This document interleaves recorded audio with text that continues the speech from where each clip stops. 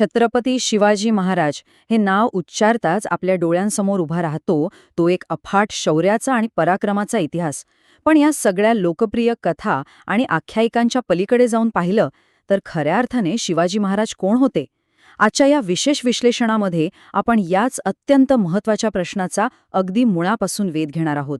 इतिहासाच्या पानांमध्ये दडवलेलं त्यांचं प्रशासकीय कौशल्य आणि त्यांची विचारसरणी आपण आज नव्याने समजून घेणार आहोत.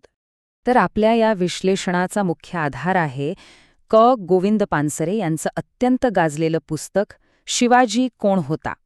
या पुस्तकाने शिवाजी महाराजांच्या चारित्र्यावरील अनेक गैरसमज दूर करून पुराव्यांवर आधारित एक नवा दृष्टिकोन समाजासमोर मांडला आहे. आज आपण याच पुस्तकाची संपूर्ण कथा आणि त्यात महाराजांसह इतर ऐतिहासिक पात्रांचं जे ठळक मुद्द्यात विश्लेषण केले आहे तेच अगदी सविस्तर समजून घेणार आहोत. आपल्या या आजच्या प्रवासाची रूपरेषा अगदी सोपी आहे. आपण 5 मुख्य टप्प्यांतून जाणार आहोत. 1. वेगळ्या प्रकारचे राजे, रयतेचा राजा, न्याय आणि सन्मान, लष्कर आणि धर्मनिरपेक्षता, आणि सर्वात शेवटी त्यांच्या ऐतिहासिक संघर्षांचे खरे स्वरूप. चला तर मग लगेच सुरुवात करूया आपल्या पहिल्या मुख्य संकल्पनेपासून. एक वेगळ्या प्रकारचे राजे. शिवाजी महाराजांचा उदय हा त्या काळातला एक अभूतपूर्व असा टप्पा कसा होता ते पाहूया. पहा, पुस्तकातून समोर येणारा एक खूप रंजक विरोधाभास इथे पाहायला मिळतो. इतिहासात असे अनेक राजे होऊन गेले ज्यांना सगळं काही आयतं मिळालं. वडिलांकडून वारसा हक्काने गादी मिळाली, तयार राज्यावर बसणं आणि सत्ता गाजवणं तसं सोपंच असतं नाही का? पण शिवाजी महाराज हे काही कोणाचे वारसदार नव्हते. ते राज्य संस्थापक होते. म्हणजे विचार करा, त्यांनी शून्यातून केवळ स्वतःच्या कर्तृत्वावर आणि शहाणपणावर एक पूर्णपणे नवीन आणि स्वतंत्र राज्य निर्माण केलं. प्रस्थापित आणि बलाढ्य अशा साम्राज्यांना आव्हान देऊन स्वतःचं राज्य उभं करणं हा त्यांच्या यशाचा सर्वात अद्वितीय पाया होता. आणि याच प्रशासकीय कौशल्यातून पुढे येतो तो आपला दुसरा टप्पा, रयतेचा राजा. त्यांच्या आर्थिक आणि कृषी प्रशासनाचा गाभा नेमका काय होता ते आपण पाहूया. त्या काळातली परिस्थिती पाहिली ना तर एक गोष्ट प्रकर्षाने जाणवते. ती म्हणजे महाराजांचं प्रशासन हे खऱ्या अर्थाने शेतकऱ्यांच्या म्हणजे आपल्या रयतेच्या बाजूने होतं.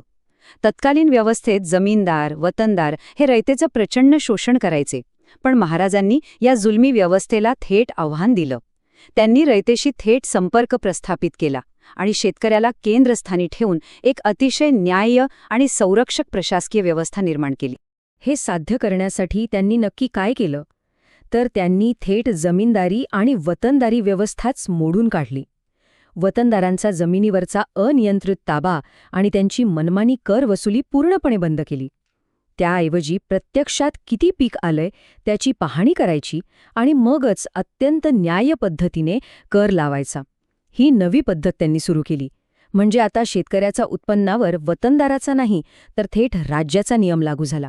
म्हणूनच त्यांना खऱ्या अर्थाने रयतेचा राजा म्हटलं जातं. या पुस्तकात एक फारच प्रभावी विचार दिलाय. राज्य ही आपली खाजगी मिळकत नसून जनतेची अमानत आहे. विचार करा, तो काळ पाहता हा विचार किती पुरोगामी होता. राज्य हे काही जनतेवर सत्ता गाजवण्यासाठी नाही तर जनतेच्या सेवेसाठी आहे आणि राजा हा फक्त त्याचा एक विश्वस्त आहे. खऱ्या अर्थाने लोकशाहीची पाळीमुळं आपल्याला त्यांच्या या विचारसरणीत पाहायला मिळतात. आता आपण वळतोय अत्यंत महत्त्वाच्या आणि संवेदनशील अशा तिसऱ्या भागाकडे. न्याय, सन्मान आणि विशेषतः महिलांच्या सुरक्षेबाबत महाराजांची कडक आचारसंहिता. इतिहासातला एक प्रसंग या कडक आचारसंहितेची अगदी स्पष्ट साक्ष देतो. 1678ची ही घटना आहे. सखुजी गायकवाड नावाच्या महाराजांच्याच एका सेनापतीने बेळवाडीचा किल्ला जिंकल्यानंतर विजयाच्या उन्मादात तिथल्या एका स्त्रीवर, सावित्रीबाई देसाईंना अत्याचार केला. ही भयंकर बातमी जेव्हा महाराजांना समजली तेव्हा त्यांनी कोणताही मुलाहजा न ठेवता आपल्याच या विजय सेनापतीचे डोळे काढण्याची आणि त्याला जन्मभर तुरुंगात डांबण्याची अत्यंत कडक शिक्षा सुनावली. आता ही तुलना पहा, ही आपल्याला खूप काही सांगून जाते. एका बाजूला कल्याणच्या सुभेदाराची म्हणजेच प्रत्यक्ष शत्रूची सून जेव्हा समोर आणली गेली तेव्हा महाराज म्हणाले, अशीच आमची आई असती तर, आणि तिला अत्यंत सन्मानाने साडीचोळी देऊन परत पाठवलं. आणि दुसऱ्या बाजूला स्वतःच्याच सैन्यातल्या उच्चपदस्थ अधिकाऱ्याने जर चूक केली तर त्याला थेट जन्मठेपेची शिक्षा.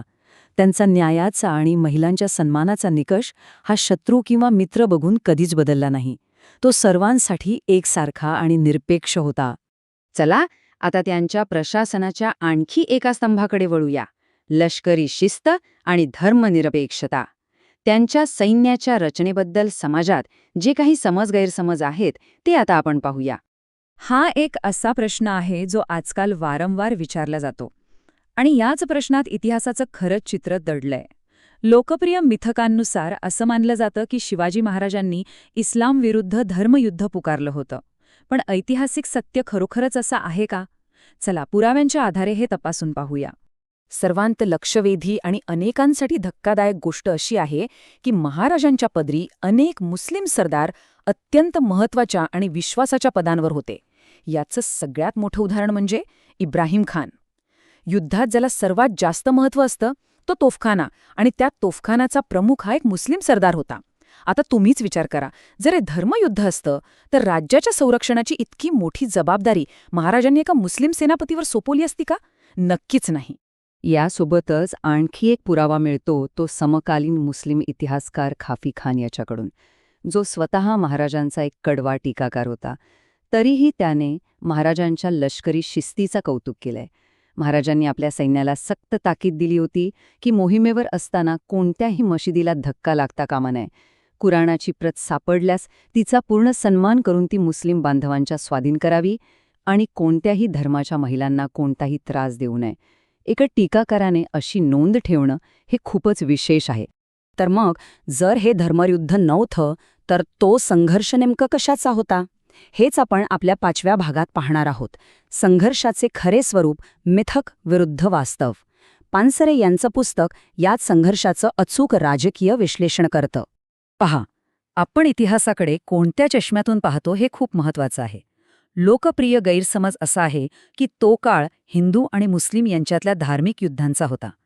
पण ऐतिहासिक वास्तव हे आहे की ह्या सगळ्या लढाया निव्वळ राजकीय सत्ता आणि जमीन मिळवण्यासाठी किंवा ती टिकवण्यासाठी झालेल्या लढाया होत्या. धर्माचा वापर हा युद्धाचा मुख्य गाभा नव्हता, तर ते फक्त एक राजकीय हत्यार होतं. हे सिद्ध करण्यासाठी काही ऐतिहासिक उदाहरणे पाहूया. पानिपतची पहिली लढाई घ्या. ती बाबर आणि इब्राहिम लोदी या 2 मुस्लिम सत्ताधीशांमध्येच झाली होती. आणि शिवाजी महाराज विरुद्ध औरंगजेब या संघर्षातही महाराजांच्या सैन्यात अनेक मुस्लिम होते. आणि विशेष म्हणजे औरंगजेबाच्या सैन्याचं नेतृत्व अनेकदा राजपूत हिंदू राजांनी केलं होतं. हे अगदी स्पष्ट करतं की आघाड्या आणि युद्ध ही राजकीय हितांवरून ठरत होती, धार्मिक ओळखीवरून नाही. याचं आणखी एक ठळक उदाहरण म्हणजे शिवाजी महाराजांनी औरंगजेबाला लिहिलेलं पत्र. जेव्हा औरंगजेबाने हिंदूंवर अन्यायकारक असा जिझिया कर लादला तेव्हा महाराजांनी त्याला अत्यंत कडक शब्दांत पत्र लिहिलं.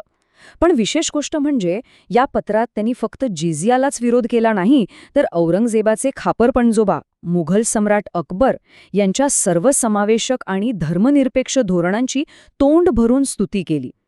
जर महाराजांचा विरोध संपूर्ण इस्लामला असता तर त्यांनी सम्राट अकबराचं कौतुक कधीच केलं नसतं.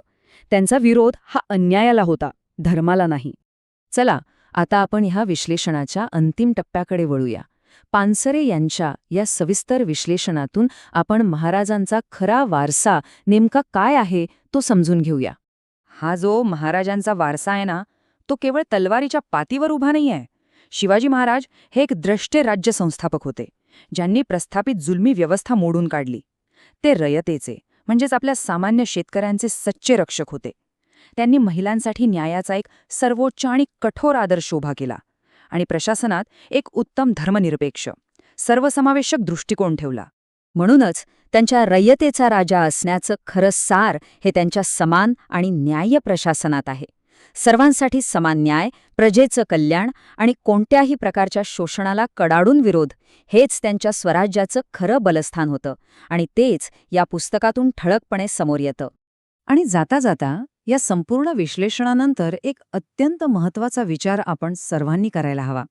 जर आपण खरोखरच छत्रपती शिवाजी महाराजांचा आदर करतो आणि त्यांच्याकडून प्रेरणा घेऊ इच्छितो, तर आपण केवळ सोयीस्कर आणि भावनिक ऐतिहासिक मिथकांमध्ये अडकून न राहता त्यांच्या या खऱ्या पुरोगामी, धर्मनिरपेक्ष आणि रयत धार्जिण्या विचारांचा उत्सव साजरा करायला नको का? इतिहास हा केवळ भूतकाळ नसतो, तो वर्तमानाला दिशा देणारा मार्गदर्शक असतो आणि महाराजांचा हा खरा इतिहास नक्कीच आपल्याला एक प्रगल्भ दिशा देतो.